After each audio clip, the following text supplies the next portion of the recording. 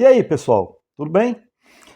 Seja muito bem-vindo, de antemão lhe agradeço a sua companhia. Hoje a gente vai ter uma honra enorme de falar de mais um livro do meu escritor preferido. A gente vai falar hoje do Kaji Murat, do Lev Tolstói, né? Esse livro foi publicado póstumamente em 1912, né, ali um pouquinho antes da Revolução Russa, e, e é ambientado no Cáucaso em meados do século XIX, né, onde no fronte de uma guerra entre o exército russo e povos nativos da região, que se rebelaram contra o czar. E o Tolstói estava lá, Tolstói se viu nessa guerra, né, se viu na Guerra da Crimeia, né? Então, com certeza, o livro tem vários elementos autobiográficos. Mas antes de descer a história do livro, eu queria compartilhar algumas reflexões com vocês. Esse livro me provocou muitas reflexões. Eu adoraria não só compartilhar com vocês, como ouvir as suas impressões, né? Ouvir o que é que vocês acharam, principalmente se você tiver lido os livros, né? Então, o principal fator motivacional desse canal é a gente falar do que a gente gosta, né? E mais ainda compartilhar com vocês as coisas que a gente gosta. Mas com o tempo que eu fui fazendo essa atividade, eu fui percebendo vários outros benefícios, né? Quando você for à resenha, você é obrigado a refletir bastante sobre o livro. E além disso, você vai percebendo paralelos, você vai percebendo padrões entre alguns livros, né? Eu percebi vários padrões nessas resenhas, entre vários livros que eu resenhei, compartilhei com vocês vários. E ao ler esse livro, eu percebi mais um. Por coincidência, eu fiz a resenha desse livro aqui do Hemingway, Um Verão Perigoso. Agora, acho que não faz nem um mês, faz uns dois vídeos atrás, eu fiz a resenha desse livro aqui, né? 2, 3 vídeos atrás. E eu percebi uma coisa que eu adoraria compartilhar com vocês, que pode ser um padrão, pode ser uma mera coincidência, né? O que é que esse livro tem em comum com esse? A contextualização em relação à vida do escritor, né?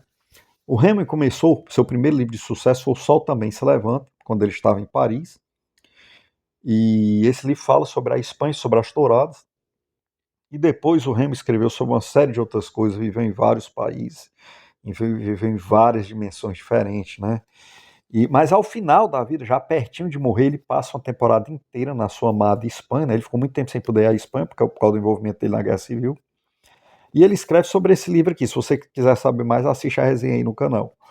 Então, ao morrer, perto da morte, ele retornou ao seu início como escritor.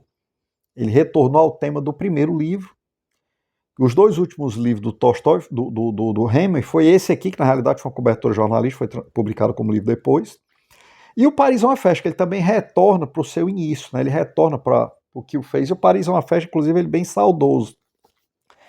E aqui, o Tolstói, as primeiras coisas que lançaram Tolstói, as primeiras obras que lançaram Tolstói como escritor, os primeiros contos, os primeiros livros, foram, como por exemplo, Os Cossacos, foi relativos a quando ele serviu o exército, né, na Crimeia, no Cáucaso, em meados do século XIX. Tolstói estava lá, ele presenciou essa guerra. Então, se você pegar o Guerra e Paz, por exemplo, Tolstói não presenciou a invasão da Rússia por Napoleão em 1812, mas ele presenciou a Guerra da Crimeia, presenciou essas revoltas no Cáucaso, ele estava lá, e ele se iniciou seus primeiros contos, livros, contos de Sebastopol, os livros cossacos, ele iniciou falando sobre isso, e seu último livro foi esse.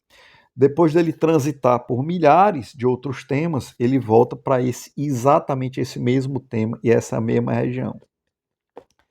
E que se a gente refletir, se a gente considerar que as experiências biográficas, o conteúdo autobiográfico que os livros têm são extremamente relevantes para o escritor, o que o Tolstói viveu de mais intenso na sua vida foi a Guerra da Crimeia, foi quando ele se viu exército russo, foi o que iniciou quando escritor e quando ele terminou. Então eu percebi isso em comum entre esses dois grandes escritores, e eu queria perguntar para você, nosso inscrito que curte aqui o canal, o que é que você acha? Foi uma mera coincidência? É completamente aleatório? Ou existe realmente um padrão aí? O homem, quando ele vai se aproximando do seu crepúsculo, da morte, ele vai se sentindo, quando ele olha para trás, ele vai se sentindo atraído pelas coisas que realmente numa grande variedade de experiências que ele viveu, ele vai se sentindo atraído pelas coisas que realmente o definiram, as coisas que realmente foram reais, né?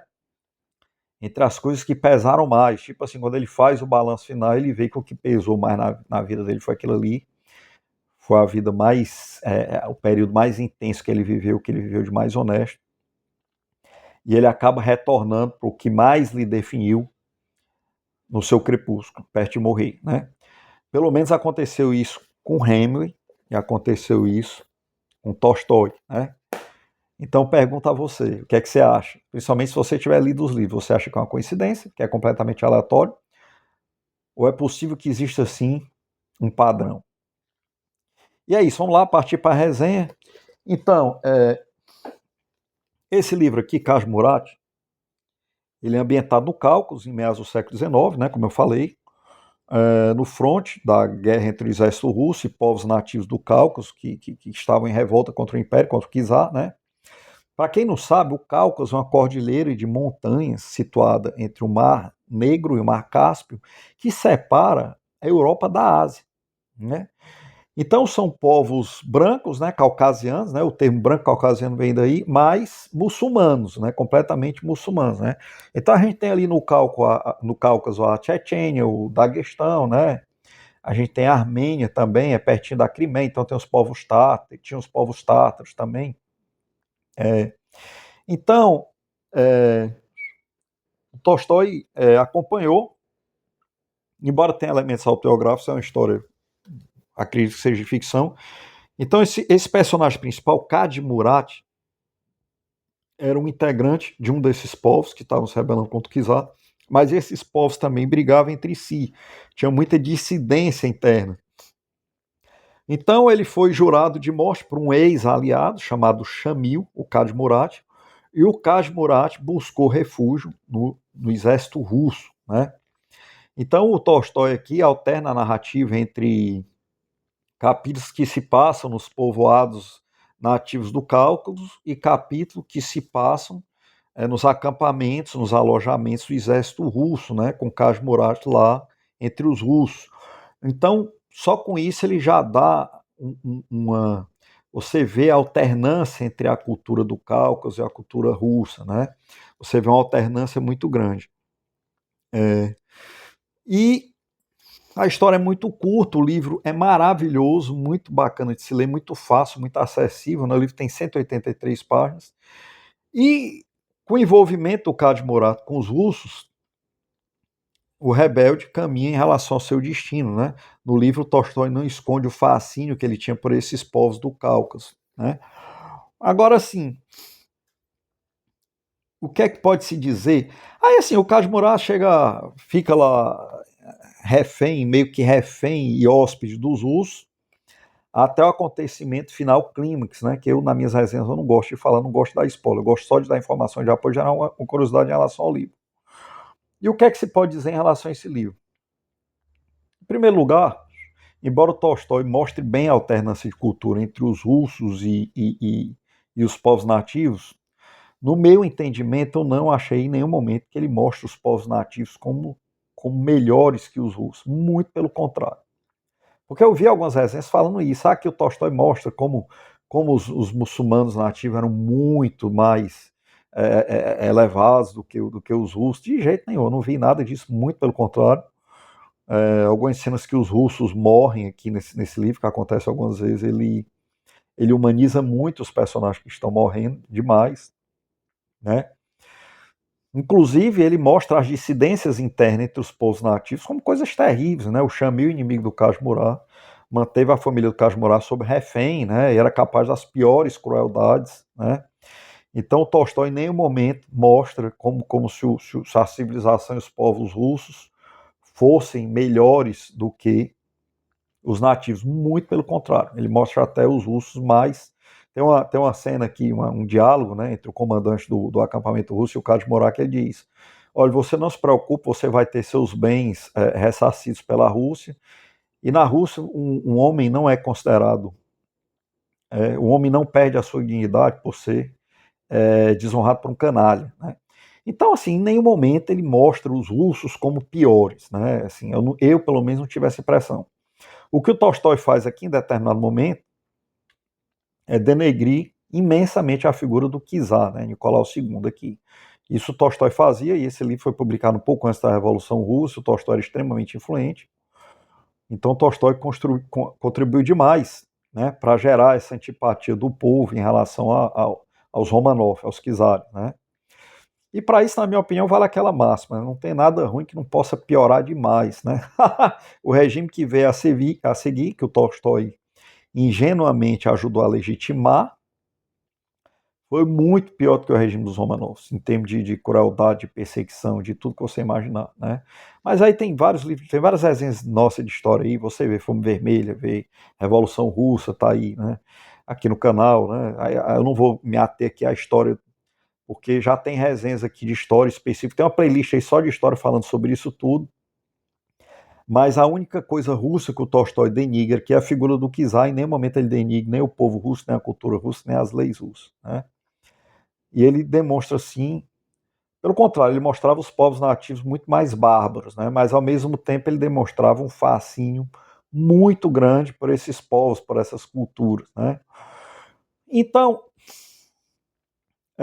o livro é maravilhoso, é o Tolstói na sua melhor forma, né? Já muito, extremamente ágil. O Tolstói aqui nesse livro, ele é mais Hemingway em todos os aspectos. Ele é mais rápido, ele é mais ágil, né? O livro é muito fluido. Esse aqui é o mais, é o Tolstói mais Hemingway que eu já li, foi esse aqui, né? E talvez por isso seja tão prazeroso também, né? Um livro de muito fácil absorção. É um dos livros menos hypados do Tolstói, eu não sei porquê. Por exemplo, o pessoal fala muito da Morte de Ivan Ilitch. A Morte de Ivan Ilitch, para mim, não chega nem, não puxa nem água para esse livro aqui. Esse livro aqui é muito melhor, muito melhor. Esse livro, Os Cossacos, é maravilhoso, mas esse aqui é melhor, né? Então não poderia deixar de recomendar mais. E assim, essa papo de boteca aqui, compartilhando assim algumas impressões menos relevantes, né? É, Uma coisa muito importante ao se ler é a capacidade de abstração, é você ir lendo e criando aquilo ali no seu imaginário, que precisa sim ser exercitado. Quanto mais você lê, mais você tem essa capacidade desenvolvida, né? Isso ajuda muito a fluidez da leitura. Mas existem hacks, tem como hackear essa capacidade para ela ficar mais rápida. Então é só você associar coisas similares àqueles personagens que você está lendo. Por exemplo, você quando lê aqui sobre Kashmir, povos muçulmanos, você tende a imaginar uma etnia como os indianos. Automaticamente você já imagina uma etnia árabe, indiana, né? Porque ele fala dos muçulmanos. Mas os muçulmanos do Cáucaso, eles eram brancos, né? Eles são brancos até hoje, né? Lógico. Daí vem o termo, literalmente, brancos caucasianos, né? São brancos do Cáucaso. Então, qual é o meu hack? Eu associo com uma coisa que existe, já boto vários caras que eu já conheço nessas mesmas circunstâncias, já no corpo dos personagens. E nesse caso aqui funcionou muito bem, porque eu particularmente adoro o UFC, acompanho demais o MMA, nos lutadores, e quem gosta de MMA sabe que o Daguestão, um país situado no Cáucaso, exatamente aqui onde o livro se passa, é uma das maiores fábricas de lutadores para o UFC, né? Depois do Brasil, o Daguestão é a maior fábrica de lutadores para o UFC, e o próprio Estados Unidos. E lá eles são brancos muçulmanos até hoje, usa aquela barba sem bigode, só a barba aqui. Então eu fui colocando meus principais lutadores do UFC logo na pele dos principais personagens aqui, o que foi extremamente adequado, porque eles são exatamente lá, eles são descendentes dos personagens narrados aqui, né? E no caso particular, o Shamil, ele descreve aqui o Shamil com aspecto terrível, um Shamil alto, o Shamil era o inimigo do Kashmurash, né? O Shamil alto, com a barba ruiva, um olho de cada cor. E se eu te falar que tem um lutador no UFC que é exatamente assim, o kickboxer, né? Não lembro o nome dele agora, que ele é alto, tem uma barba ruiva e um olho de cada cor. A aparência do cara é sinistra, então eu já coloquei logo no Shamil. Então, assim, esses hacks de você de você alavancar sua abstração, eles ajudam muito na leitura, né? São pequenos truques que eu estou passando aqui para vocês, né? E quanto mais fidedigno vocês construírem, vocês criarem os personagens no seu imaginário, melhor você constrói aquela realidade que você está lendo, né? Isso aqui são portais. São portais para a mente, para realidades de outras pessoas, vidas que já não existem mais, eras passadas, né? Então, quanto mais eficiência você construir, quanto mais você, quanto melhor a sua capacidade de abstração, maior o seu aproveitamento na leitura. E é isso, pessoal. Vou agradecendo por mais esse nosso encontro, colocando ponto final nessa resenha. Não poderia deixar de recomendar mais esse livro, Cade Murat. Uma curiosidade, esse livro foi publicado no Brasil há muito tempo, nos anos 50, 60, edições muito antigas, com o título O Diabo Branco. Então, se você tiver num sebo, ver um livro assim com a capa bem maluca, escrito Diabo Branco, se eu encontrar, eu compro, né? É uma edição muito antiga de Cade Murat. E mais uma curiosidade, Cade é um prenome dado para os muçulmanos que já peregrinaram para a Meca, né? Se você é muçulmano e peregrinou para a Meca, você ganha esse prenome aqui, Cade antes do seu nome. O nome dele é Murat e ele ganhou esse prenome aqui, Cade Murat, porque peregrinou para a Meca, né? Mais uma curiosidade em relação ao personagem. E é isso, pessoal. Vou colocando por no final dessa resenha, agradecendo por mais esse nosso encontro. Fique ligado no canal que a próxima resenha vai ser espetacular.